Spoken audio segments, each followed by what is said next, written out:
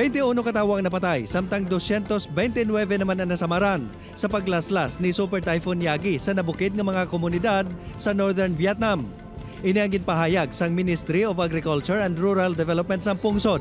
Ang bagyo ang nagtuga naman sa pagkalatumba sa ginabulubanta 2,800 ka mga kahoy nga nagresulta sa mga sablag sa dalan sa Hanoi, ang kapital sa Vietnam.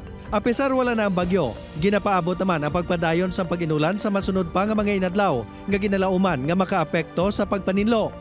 Ang Super Typhoon Yagi ang gintawag kay Bagyo Enteng sa naglaslas sa Pilipinas. Ginsugalaw sang linibo ka mga Katoliko si Pope Francis sa mag-abot ini sa Dili, ang kapital sang East Timor para sa 3 adlaw nga pagbisita. Sa motorcade nga ginpatigayon, madamo man ang nagbantay kag nagkinasadya sa nakita ng Santo Papa. Katapusan nga nagbisita ang isa ka Santo Papa sa Dili sang 1989. Sa nagbisita diri ang nagtaliwan nga si Pope John Paul II.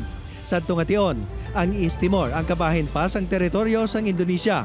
Ang among pagbisita ang nagpabaskog sa independence movement sa among lugar kag nasiplatan ini sa bugos nga kalibutan.